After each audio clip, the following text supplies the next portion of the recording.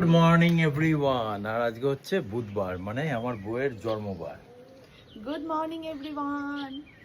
আর কয়েকদিনের অপেক্ষা, তারপরেই সোনালী সুতো স্টোর ওপেন হয়ে যাচ্ছে। ডেটটা এখনও আমি তোমাদেরকে ডিসক্লোজ করছি না কবে কি হচ্ছে, তবে এবার থেকে তোমরা সবাই আসতে পারবে। প্রচুর মানুষ কিন্তু ইগারলি ওয়েট করছে না যে কবে সোনালী সুতোর অফলাইন চালু হয়ে যাবে আর আমরা রোজ যাবো। টুকটুক করে এক একজন এসে এসে নিয়ে যাচ্ছে, যারা বাড়ি থেকে নেয়। কালকে আর একজন এসেছিল, নিয়ে গেছে। কিন্তু এরপর হচ্ছে যে সোনালী সুতো যেদিনকে ওপেনিং হবে, মানে পুজোটা দেবো, সেই দিনকে মায়ের জন্য একটা নতুন শাড়ি চাই। আমার তো শাড়ি একটা চাই। আর কুণালকে বলছি তুমি কিন্তু ধুতি পাঞ্জাবি পরবে। এই ছেলেটা 5 মিনিটের জন্য। চুপ কর, বেশি কথা বলিস না।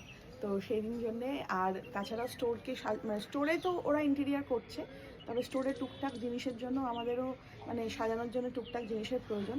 তো আজকে আমরা দুপুরবেলা লাঞ্চ ফাঞ্চ করে বেরিয়ে যাচ্ছি শপিং করতে। তো শাড়ি ঠাড়ি কেনা হবে, কুণালে ধুতি পাঞ্জাবি হবে, আর তার সাথে স্টোরের জন্য কিছু জিনিসপত্র লাগবে। তো আজকে মোট কথা নিজেদের জন্য আমরা শপিং করতে যাচ্ছি, মজা হচ্ছে।